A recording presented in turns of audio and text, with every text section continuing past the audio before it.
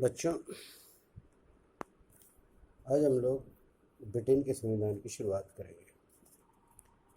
Britain का संविधान, सबसे पहले हम संविधान की विशेषताओं से शुरुआत करते हैं।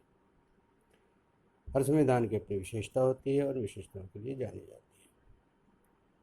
ब्रिटेन के संविधान की भी महत्वपूर्ण विशेषताएं हैं। इन विशेषताओं में को यदि हम समझ लेते हैं तो हम उस देश के संविधान को भी समझ लेते हैं। तो हम ब्रिटेन के संविधान के 10 विशेषताओं की चर्चा करें, एक एक करके। सबसे पहले, ब्रिटेन का संविधान एक अलिखित संविधान है। संसार में मात्र संविधान है जो अलिखित है। अलिखित और लिखित का भेद क्या होता है? संसार में ऐसा कोई भी संविधान नहीं जो पूर्णतः लिखित हो और ऐसा कोई भी संविधान नहीं जो पूर्णतः लिखित हो। दोनों ही में जगहों पर संविधान के कुछ लिखित अभिलेख और कुछ अलिखित परंपराएं होती हैं। अंतर केवल मात्रा का है। जहाँ लिखित संविधान है वहाँ अधिकतर चीज़ें लिख दी जाती हैं, और जहाँ अलिखित संविधान है वहाँ पर अधिकतर चीज़ें वो परंपराओं पर आधारित। लिखित और अलिखित संविधान का भेद ये है कि जहाँ लिखित संविधान होता है वहाँ निश्चित व्यक्ति या व्यक्ति समूह निश्चित समय सीमा में एक अभिलेख तैयार करता है। उस अभिलेख को उस देश का संविधान कहा जाता है। और जहाँ अलिखित संविधान है वहाँ ऐसा कुछ भी नहीं होता, जो ब्रिटेन जिसका सबसे परफेक्ट एग्जाम्पल है। पहला, अलिखित संविधान। दूसरा, विकसित संविधान। जो संविधान अलिखित है वो विकसित होता है और जो लिखित है वो निर्मित होता है। ब्रिटेन का संविधान कभी लिखा नहीं गया, कभी उसे लिपिबद्ध या अभिलेखबद्ध करने का प्रयास नहीं किया गया। इसलिए ब्रिटेन का संविधान वह विकसित संविधान का उदाहरण है। निरंतर ब्रिटेन का संविधान विकास कर रहा है। ब्रिटेन के लोग ये मानते हैं कि 1215 में जब पहली बार पंचाट आया, एक समझौता हुआ,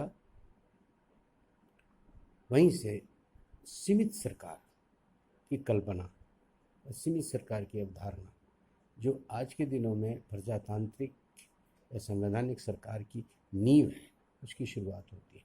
और धीरे धीरे स्नेह विभिन्न घटनाओं ने ब्रिटेन के संविधान के विकास में अपना महत्वपूर्ण योगदान दिया, और इसीलिए इस देश को प्रजातंत्र की जननी भी कही जाती है। तो यहाँ पर संविधान किसी भी समय सीमा में बांध कर उसको निर्मित नहीं किया गया, परंतु ये निरंतर विकास का परिणाम है, और आज भी वहाँ पर संविधान का विकास हो रहा है। तीसरा, संविधान। ब्रिटेन का संविधान लचीला संविधान का उदाहरण। लचीला संविधान और जटिल संविधान का भेद समझने की आवश्यकता है। जो लिखित संविधान है वो अपेक्षाकृत जटिल संविधान होता है, और जो अलिखित संविधान है वो लचीला संविधान। ये एक टेक्निकल डिफरेंस है। संविधान में संशोधन के प्रावधान होते हैं, और संशोधन के प्रावधान के आधार पर ही किसी भी देश के संविधान की जटिलता या लचीलेपन निर्धारित किए जाते हैं। यदि किसी देश में संविधान में परिवर्तन करने या संविधान में संशोधन करने की विधि सामान्य कानून के निर्माण की विधि के समानांतरी हो, तब उसे लचीले संविधान का उदाहरण कहते हैं। और जहाँ संविधान में संशोधन या परिवर्तन की विधि सामान्य विधि निर्माण की विधि से न केवल भिन्न हो बल्कि जटिल हो, तो वो उसी मात्रा में जटिल संविधान कही जाती है। ब्रिटेन का संविधान लचीले संविधान का उदाहरण है, क्योंकि ब्रिटेन में संशोधन करने की प्रक्रिया और सामान्य कानून निर्माण की प्रक्रिया दोनों एक ही समान है। ब्रिटेन में कोई लिखित संविधान नहीं है, इसलिए उस संविधान में परिवर्तन करने की कोई विधि निर्धारित नहीं की गई है। इसलिए लचीले संविधान का उदाहरण। चौथा, ये यूनिटरी या संविधान है। एकात्मक संविधान है। एकात्मक संविधान और संघात्मक संविधान भी जो है एक तकनीकी भिन्नता के आधार पर है, जहाँ किसी भी देश में केंद्र और इकाइयों के बीच शक्ति का संविधान के माध्यम से विभाजन कर दिया जाता है, वो संघ कहलाता है। और जहाँ संविधान के माध्यम से शक्तियाँ एक ही केंद्र में केंद्रित होती हैं, वो व्यवस्था एकात्मक कहलाती है। ब्रिटेन एकात्मक संविधान का उदाहरण है, क्योंकि यहाँ पर सारी शक्तियाँ केंद्र में निहित हैं। ऐसा कोई भी विषय नहीं है जो केंद्र के क्षेत्राधिकार से बाहर है। सभी विषय केंद्र के अधीन हैं और केंद्र किसी भी विषय पर कानून बनाने का अधिकार रखती है। वहीं दूसरे देश जहाँ संघीय व्यवस्था है, वहाँ पर संविधान के माध्यम से केंद्र को शक्तियाँ दी जाती हैं, केंद्र को विषय आवंटित किए जाते हैं। उसी प्रकार वहाँ राज्यों को या इकाइयों को भी विषय आवंटित किए जाते हैं, और ये दोनों ही सत्ता के केंद्र अपने अपने आवंटित विषयों के क्षेत्र में ही अपने अधिकार रखती है। तो यहाँ पर यह एक एकात्मक संविधान का उदाहरण है। इसी तरह ब्रिटेन एक संसदीय व्यवस्था है। संसदीय व्यवस्था और अध्यक्षीय व्यवस्था प्रजातंत्र के मूल दो प्रकार हैं। एक व्यवस्था संसदीय कहलाती है और एक अध्यक्षीय कहलाती है। संसदीय व्यवस्था जहाँ संसद केंद्र में होती है और मुख्य रूप से कार्यपालिका और व्यवस्थापिका दोनों के बीच घनिष्ठ संबंध पाया जाता है और दोनों मिल करके काम करते हैं, व्यवस्था संसदीय कहलाती है। और जहाँ कार्यपालिका और विधायिका एक दूसरे से पृथक होती है, एक दूसरे से स्वतंत्र होती है और स्वतंत्र रूप से कार्य करती है, उसे अध्यक्षीय व्यवस्था कहते हैं। ब्रिटेन संसदीय व्यवस्था का उदाहरण है। यहाँ पर संसद केंद्र में है, संसद का चुनाव होता है, सारी शक्तियाँ संसद में निहित हैं। संसद के चुनाव के पश्चात कार्यपालिका यानी मंत्रिमंडल का चुनाव किया जाता है।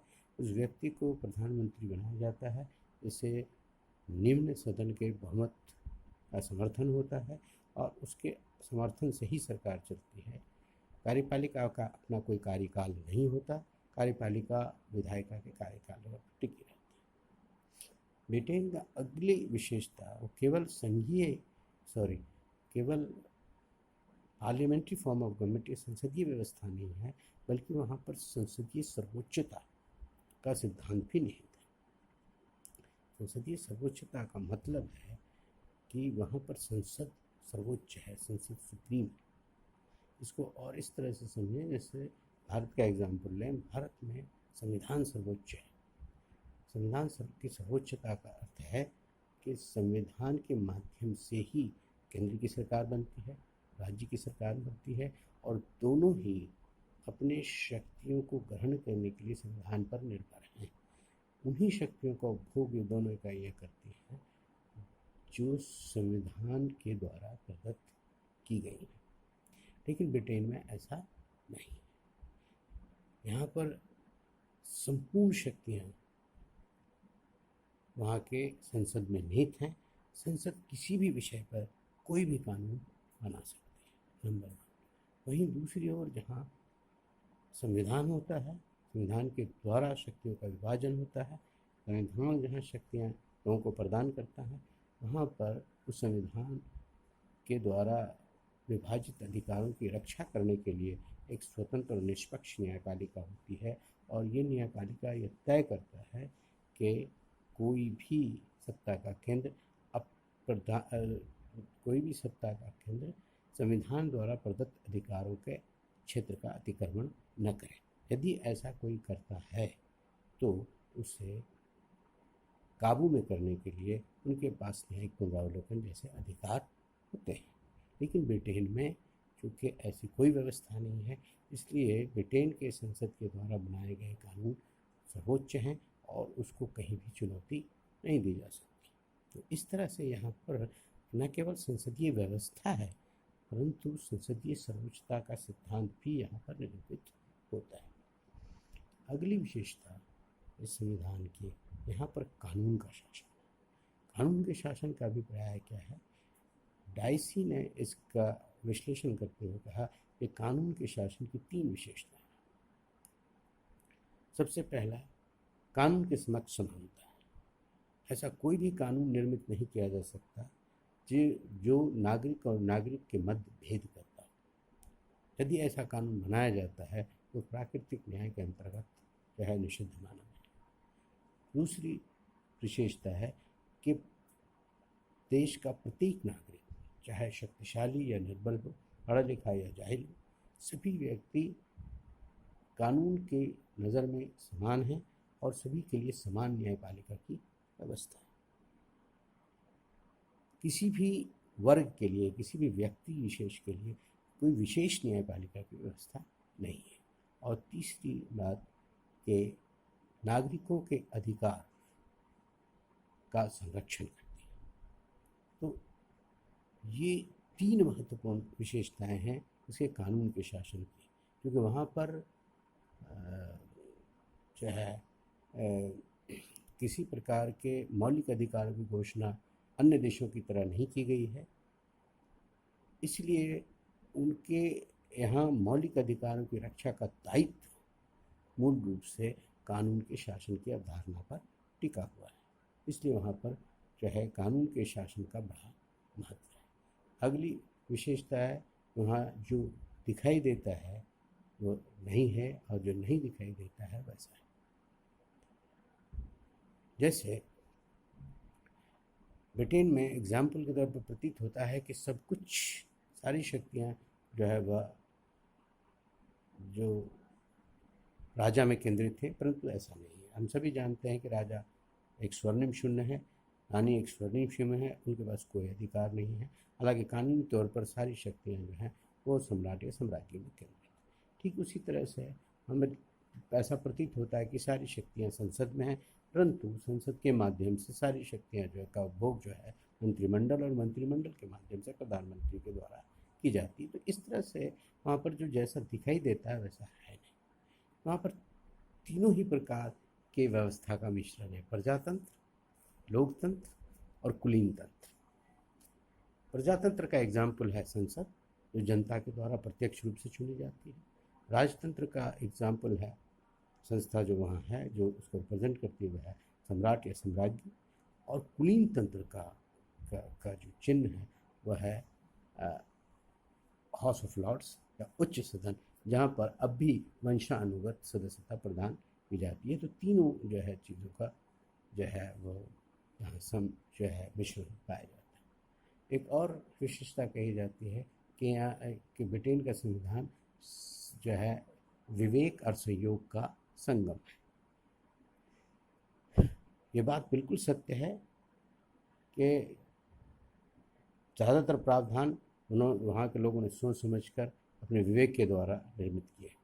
लोगों को अधिकार देना, निम्न सदन को अधिक अधिकार देना, उच्च सदन के अधिकारों में कमी करना, और इस तरह के असंख्य जो है प्रावधान उन्होंने सोच समझ कर किए। लेकिन कुछ व्यवस्थाएं वहाँ पर संयोग से उत्पन्न हुई है, जैसे कैबिनेट व्यवस्था, जैसे संसदीय व्यवस्था, जैसे 2 सदन का होना। ये सारी चीज़ें संयोग का परिणाम है।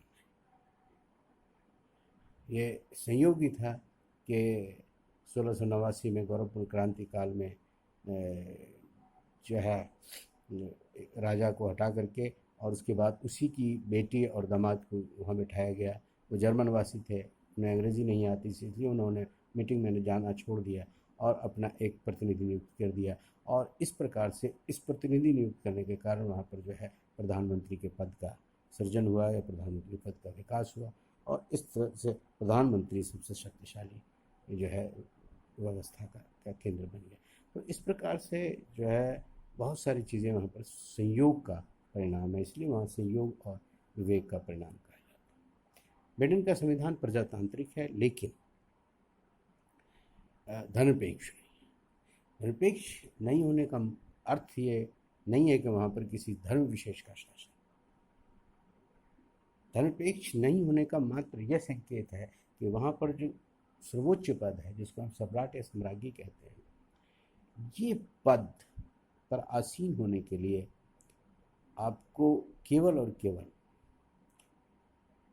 प्रोटेस्टेंट धर्म का ही साधक होना आवश्यक है।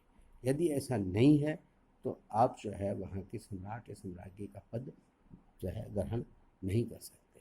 इसके अतिरिक्त वहाँ पर सभी धर्म के लोगों को समान अधिकार प्रदान किए गए हैं। वहाँ पर ऐसी कोई व्यवस्था नहीं है जिससे जो है ये पता चले कि वहाँ के लोगों को जो है दूसरे मेजॉरिटी से जो इतर लोग हैं, माइनॉरिटी के लोग हैं, उनके साथ दुर्व्यवहार किया जाता है, ऐसे कोई संकेत नहीं मिलते हैं। लेकिन फिर भी जो है तकनीकी रूप से उसे धर्मनिरपेक्ष राज्य नहीं कहा जा सकता, और इसलिए ये संविधान जो है धर्मनिरपेक्ष संविधान नहीं है। तो इस प्रकार से ये जो मूल विशेषताएं हैं जिससे हम ब्रिटेन के संविधान को पहचानते हैं, और इन्हीं में से कुछ महत्वपूर्ण चीज़ें हम जो है विस्तार में पढ़ेंगे कि संसदीय व्यवस्था कैसी है, संसदीय व्यवस्था की क्या विशेषताएं हैं, सम्राट के अधिकार क्या हैं, कैबिनेट के अधिकार क्या हैं, और इस तरह अन्य चीज़ें जहाँ पर हम चर्चा करें। तो फिलहाल इतना ही, बाकी